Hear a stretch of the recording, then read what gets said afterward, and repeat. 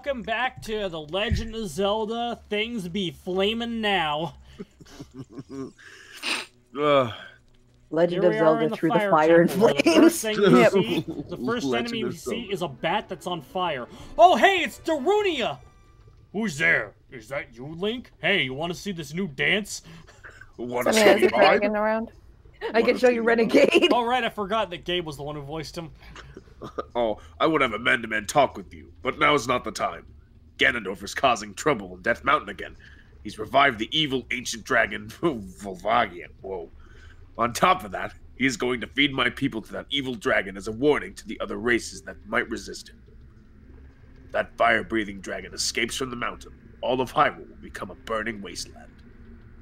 I will go on ahead to try and seal up the evil dragon. I'm concerned, though, because I don't have the legendary hammer, but I have no choice. Link, I'm asking you to do this as my sworn brother. While I'm trying to deal with the dragon, please save my people. The prisoner's cells are in the opposite direction. I'm counting on you, Link. Bye-bye. I really like how his voice is just Gino, but without the Italianisms. I like it too. I think it's fitting. Thank you, thank you. Yeah, it's very fitting. It's really good. Thank you, thank you. You know what they say, an apple a day. Ouch. An apple a day keeps the Goku away. Are you releasing me? Am I free to go? I'll tell you a secret for saving me. In order to get into the room where Darunia went, you have to do something about the pillar stuck in the ceiling. The pillar, man. I was thinking the same. Aye, aye, aye, aye.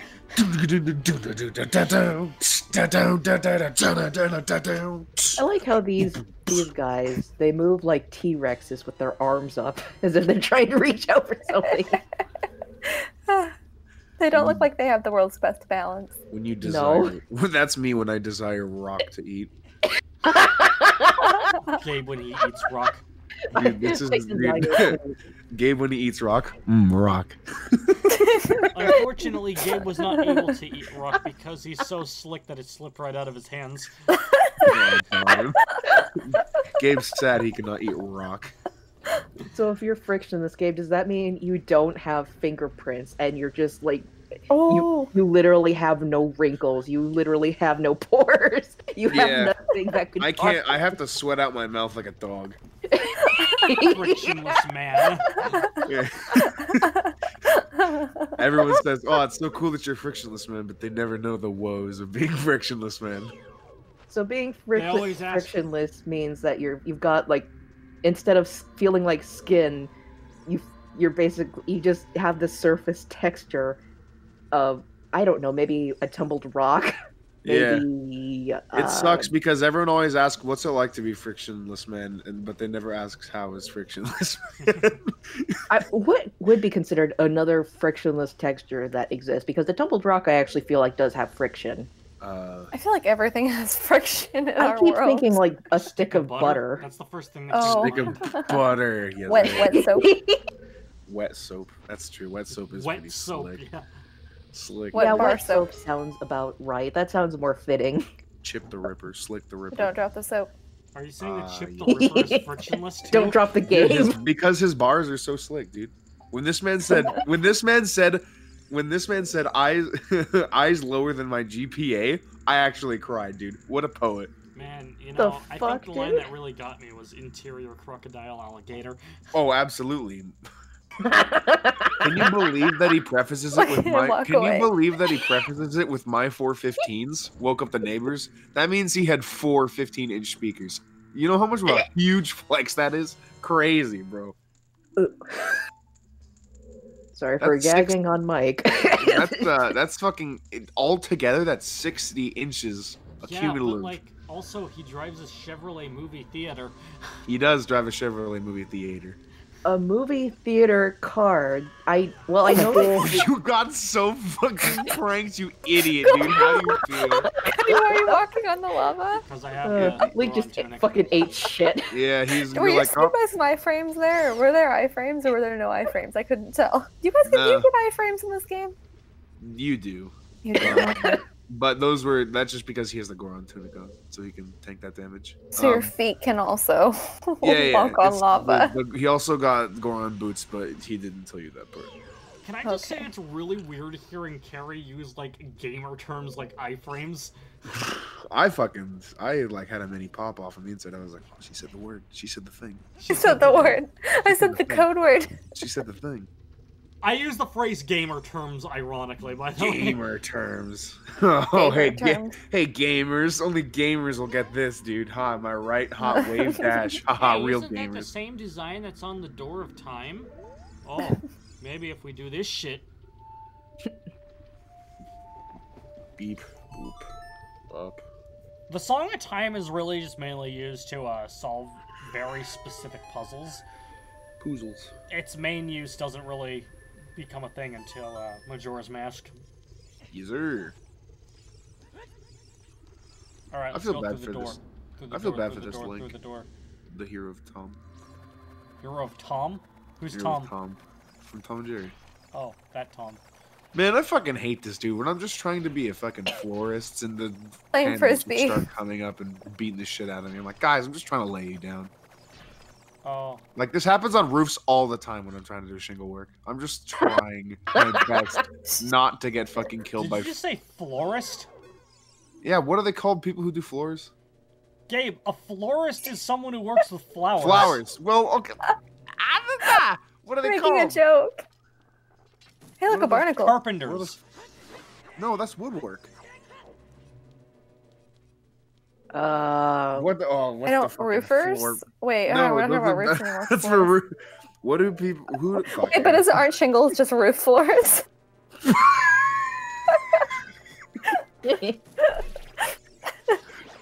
What are people called who work on floors? Is there? I didn't know there was a name for that. Architect? No. Why? Why does it Renovators? say physical strength when I ask? What kind of job do you have? I have physical strength. I am physical strength. That is my job, to be massive. Holy shit. Let's see. Oh, you're thinking bodybuilders, dude. Dude. Work on floors. A flooring installer. Okay. A flooring installer. That's so lame, though, dude. That's so lame. Because like you got. Why like, not just say home renovator or some shit? Yeah, because you got like roofers, you got carpenters, you have the carpenters. They make some good songs. Yeah, man. You got flooring. Lame. Home Improvement, the video game. Tim Allen. Tim Allen is Terry Bogard. Tim Allen's Terry Bogard? Where did you come to that conclusion? Dude, I don't know where I came up with that. I just imagined him going like, Buster Wolf.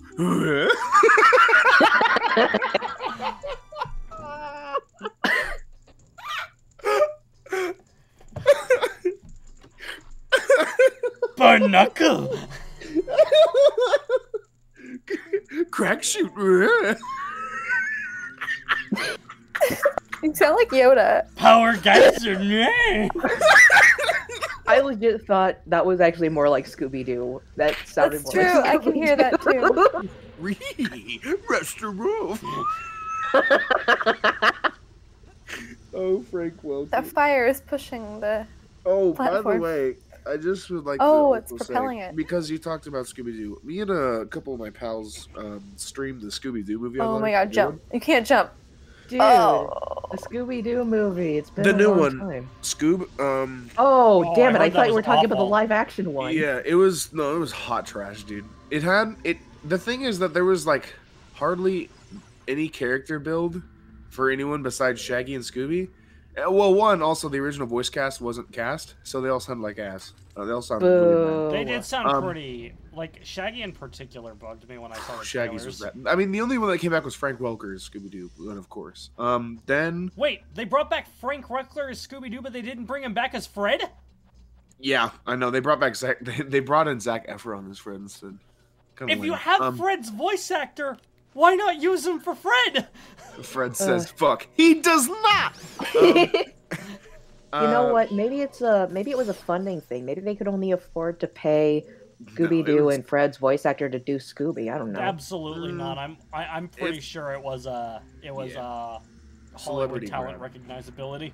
Yeah, well, then they fucking because themselves. They had Marky Mark. They had Mark Wahlberg play another character called Blue Falcon, who also dabs within like the first 20 minutes of the movie. Did you say Blue Falcon? Gives a fuck about Blue Falcon. Yeah, I know, not the cool Blue Falcon, but like the lame superhero Blue Falcon. That's what I'm talking about. It's the freaking superhero plot. What the fuck is that about? It's dumb. It literally doesn't matter. And also the main villain, call me Dink. He's from an old Boomerang cartoon, which I used to watch. Wacky Races, yeah. And, like, there was more about him and Huxley than there was about, like, Velma, Daphne, and Fred. What the hell happened, dude? I don't know. The movie looked good, but what the hell? Writing tends to ruin... Bad writing will ruin any movie. The best part about the movie actually was the opening scene where Shaggy and Scooby meet. Like, that's a really good scene, but everything else is just trash. All right. Well, I can bet the opening scene is good. They have to at least have one good scene in order to keep their audience seated. Yeah. Here's the real question. If Blue Falcon does anything, do you ever hear Tsuyoku hakana kimono yo kono te wo kiki michibite Shinenza Falcon Punch! I would have preferred they put in Captain Falcon instead of that friggin' meme wannabe thing. I honestly legit thought that they would have gone with, I don't know, Scoob isn't actually a dog, but is like some alien that originally was. Actually, you're not kind of that too far off from the plot of the movie. Oh, except no. he's not an alien. He's basically the last remaining remnant, like the last ancestor of Alexander the Great's dog, whose name was what? It's actually he did actually have a dog, but I just am forgetting the name. And so he's the last ancestor of that. And basically the plot of the movie is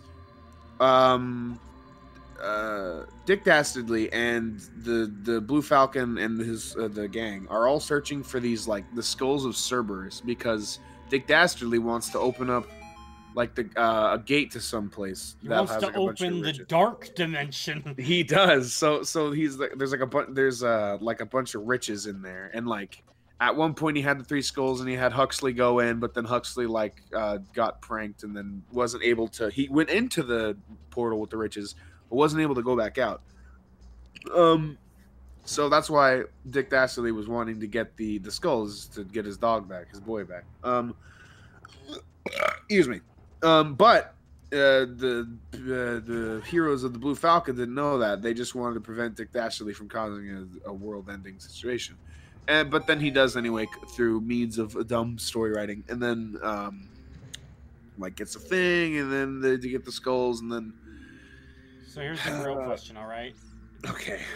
Does Muttley do that stupid laugh? Oh, of course he does. What the fuck? Okay, no, it's actually 10 out of 10 then. Plot.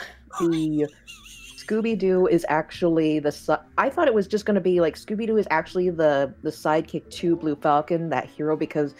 In all honesty, I felt like I would buy that a little easier because, you know, he's a goddamn talking dog. He does, because he's like the key, to unlock the last skull, and so Blue Falcon's like, oh, cool, you could be my new sidekick, and then Shaggy gets jealous, and that's where there's conflict between the two characters, which quickly gets resolved like not even half an hour later.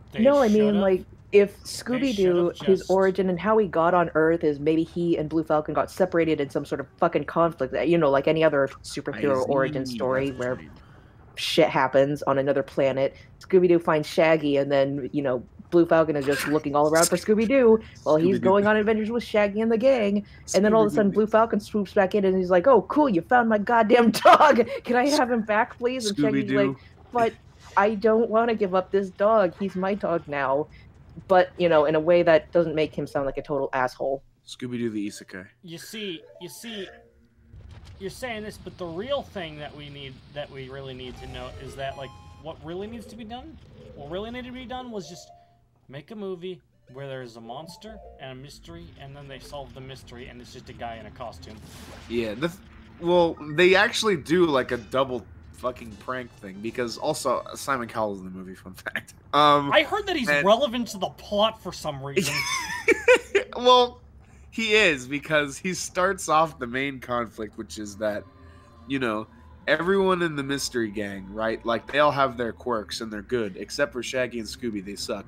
And then he's like, Rot. Well, we don't need you, because you're both bad. And then they're like, oh well, we know when we're not needed. And then they go off and like go bowling by themselves, and then that's where they encounter like the plot is in the bowling alley. So Simon Cowell basically kicks off the events of the movies, and then at the end when they spoiler alert, but who fucking cares? If you actually are wanting to watch Scoob, take it from someone who won't get that hour of their life back. Don't. I won't. They unmask Dick Dastardly, right? And it's Simon Cowell, and they're like, what? Simon Cowell, but then they unmask Simon Cowell and it's still Dick Dastardly, and he's like, Don. and then actually a part that did get me to laugh a bit. He's like, Don, nobody goes through the double unmasking. I thought that was pretty funny. That is funny. Like it'd be pretty funny. Yeah. So, you see, I think just, and you know, like, I don't know. It's like I feel like this puts kind of pressure on other, like, because this is like. I feel like this animated movie was trying something different, like particularly with its art direction, like not trying to look like Pixar. Yeah, it was. At sometimes the environments look really good, and then at other times just like fucking garbage. But I feel like I really hope that this movie sucking doesn't like try to like cause Hollywood to just give up on other art styles for CG movies, or you know. Because although not the same, the SpongeBob movie coming out does kind of have a similar look to it. Well, where it's kind of it looks like SpongeBob. Yeah. I'm hoping that's good at least. I need that movie to be good, dude. Because otherwise, then it's just like, you know, they're just like, oh, you know, Steven Hillenburg, whatever. We're just trying to make a quick buck. Which is why the new Camp Coral series. I don't know if you've heard anything about that. I have. It's trash. Garbage. Absolutely egregious. So we'll do how they sport. You see, about that though, like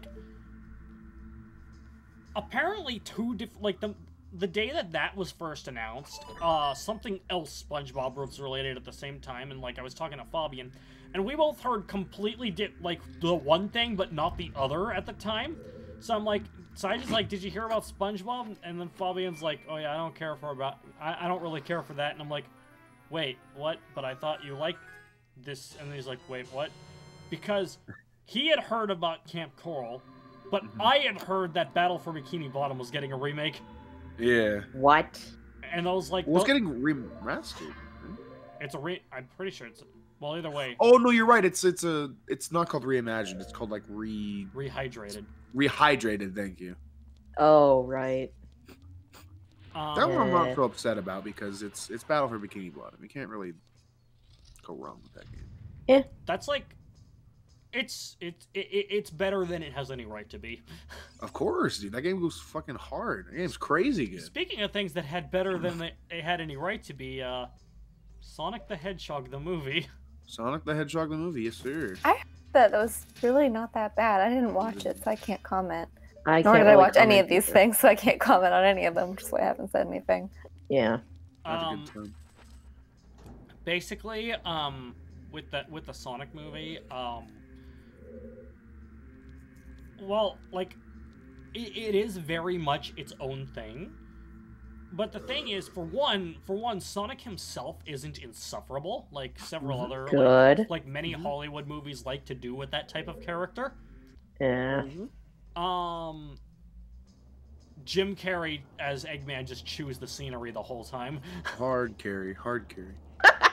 Every other actor really pulls their weight, but like, it's Jim Carrey. Dude. He just fucking bodies that movie. He's crazy. Yeah.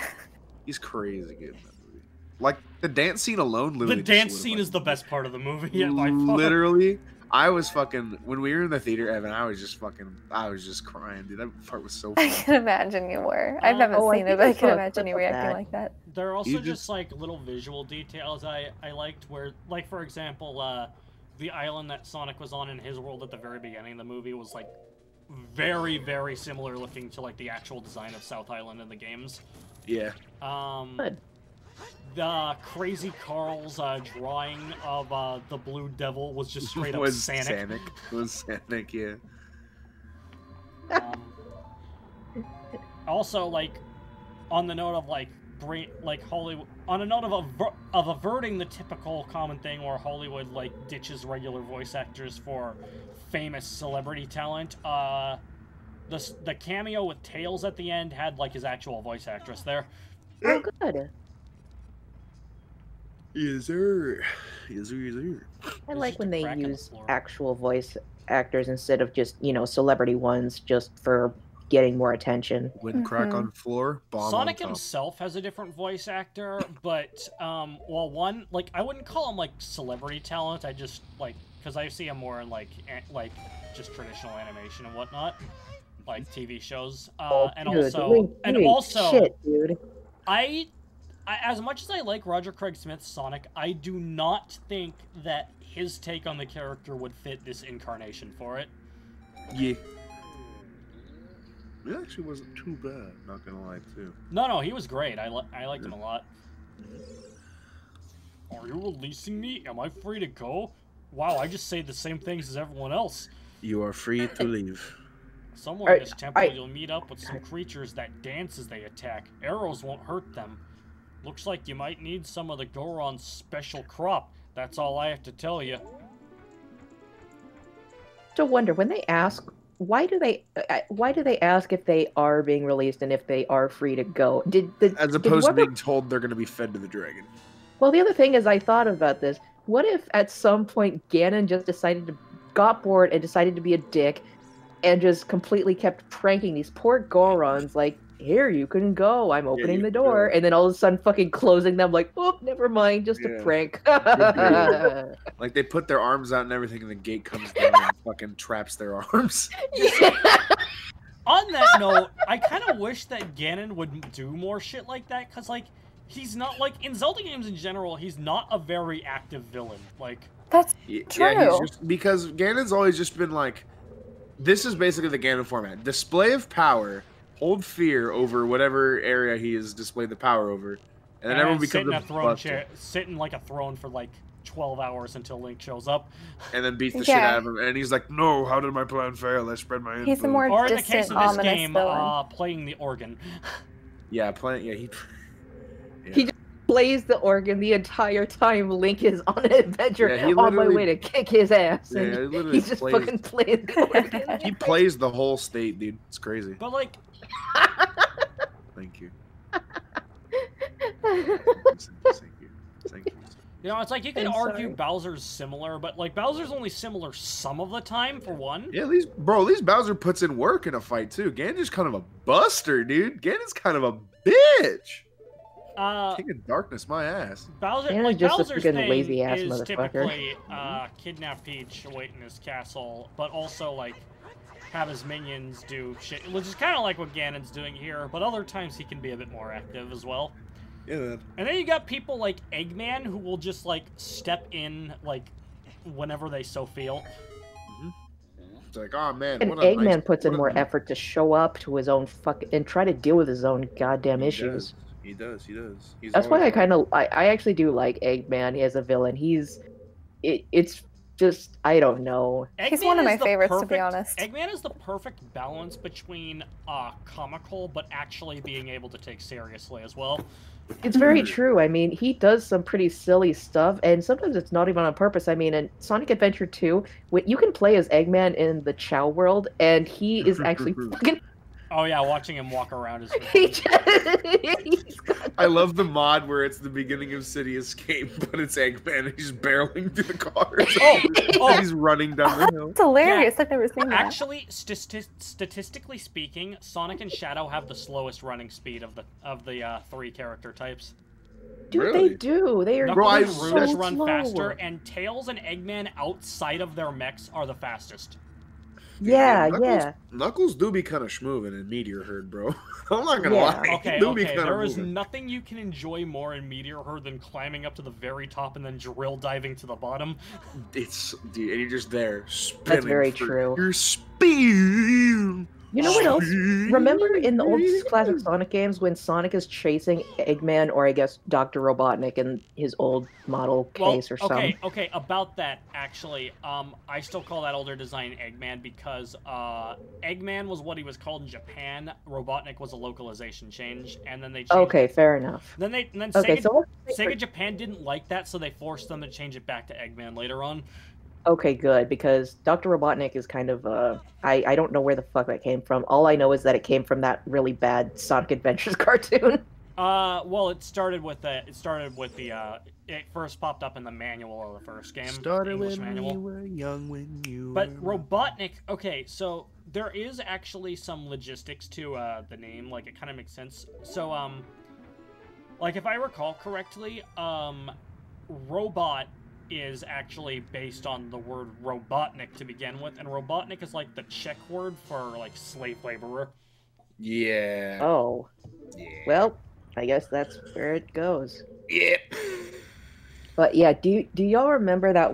Well, I don't know if Carrie remembers. Maybe she doesn't. Who knows? Probably not. I don't even know what you're gonna say, but probably not. Well, I was gonna say, kind of like how we pointed out Eggman and Tails have the fastest running speed than Sonic.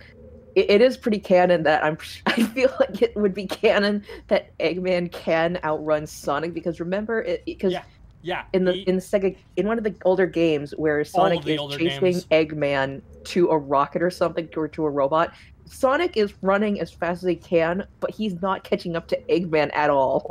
Yeah. Every single classic game has a sequence like that. In Sonic 1, it's after you destroy the final mech and he jumps into the Eggmobile. In Sonic 2, it's he escapes to the Death Egg robot.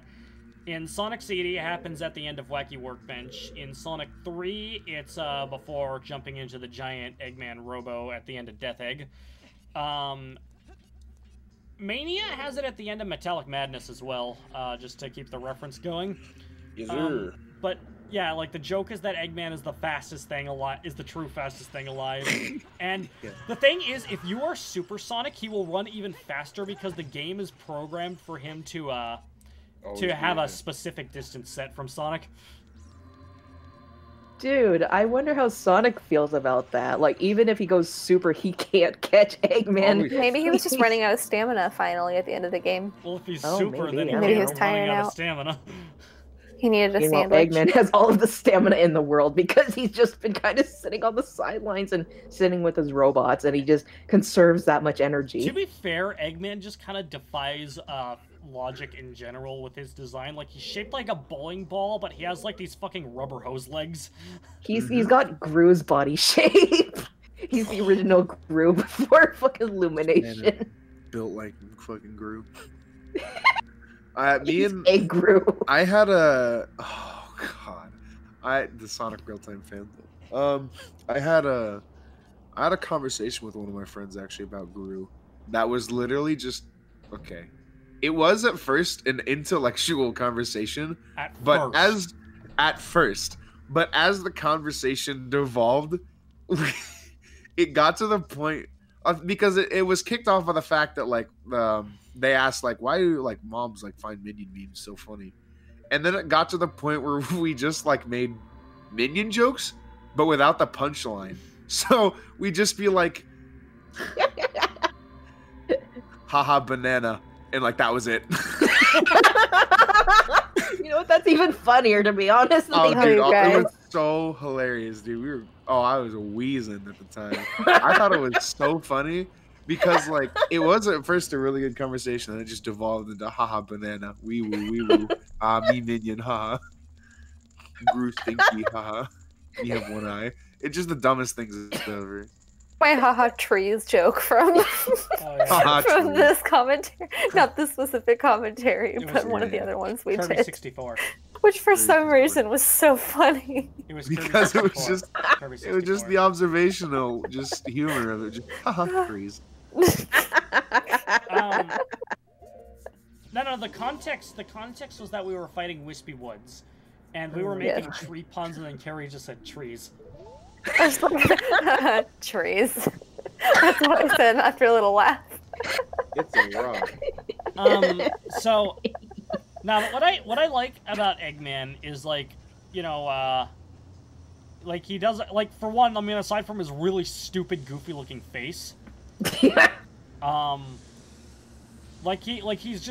really over the top and just has a bunch of like moments where he acts childish and goofy. Like in the Sonic OVA where he's holding the president's daughter hostage, and he's just like, "Gee, I hope the president and his daughter are doing all right." And then like cut to Eggman and his daughter, like the president's daughter, playing video games, and he's just crushing her at him.